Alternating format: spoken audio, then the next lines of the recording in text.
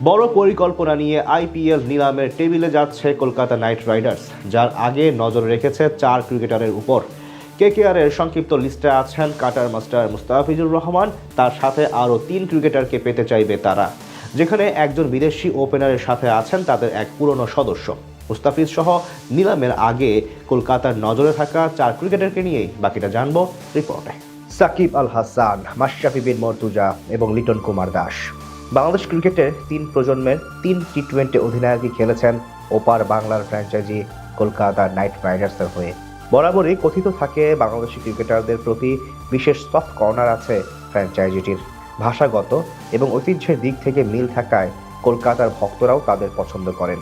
সেই তালিকায় এবার যুক্ত হতে পারেন কাটার মাস্টার মুস্তাফিজুর রহমান। আগামী 16 ডিসেম্বর অনুষ্ঠিত হবে 2026 ইন্ডিয়া প্রিমিয়ার লিগের মিনি অকশন। ছোট পরিসরের নিলাম হলেও সবগুলো দলের তুলনায় সবচেয়ে বেশি অর্থ মজুদ আছে কলকাতা নাইট রাইডার্সের কাছে। নিলামের টেবিলে সর্বোচ্চ 64 কোটি টাকা নিয়ে বসবেন শাহরুখ খান, যেখানে তাদের কিনতে হবে 6 জন বিদেশি সহ 10-এর অধিক ক্রিকেটার। আর তাই তো অকশনের মঞ্চে যাওয়ার আগে বেশ ভালোভাবে হোমওয়ার্ক প্রস্তুত করেছে তারা, যার জন্য এরই মধ্যে 4 জন ক্রিকেটারকে টার্গেট করে রেখেছে ফ্র্যাঞ্চাইজিটি। যেই তালিকায় প্রথমজন হলেন Aussie pace allrounder Cameron Green. Ball হাতে দারুণ ছন্দে আছেন এই ক্রিকেটার। এবার আইপিএল নিলামে সবচেয়ে বড় হটকেক ধরা হচ্ছে তাকে। কেকেআরের স্কোয়াড থেকে বাদ পড়েছেন ক্যারিবীয় অলরাউন্ডার আন্দ্রে রাসেল।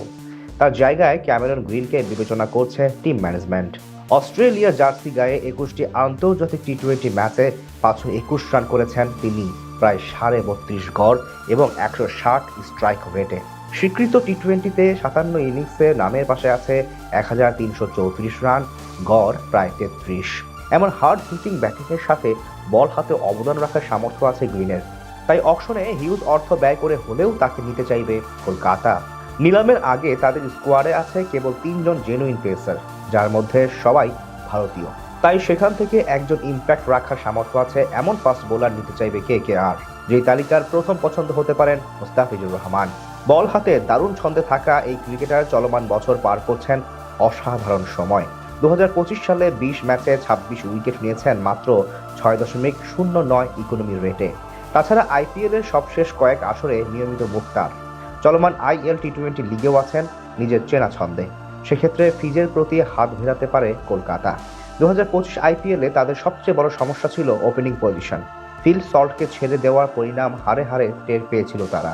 সেই কারণে নতুন করে আরও একজন ওপেনার এবং সাথে উইকেট কিপিং পারেন এমন কাউকে খুঁজছে ফ্র্যাঞ্চাইজিটি। সেই পছন্দের তালিকায় আছেন কুইন্টন ডি কক। রিটেনশন পদ্ধতিতে তাকে না রাখলেও নিলাম থেকে কিনে নিতে চাইবে কেকেআর।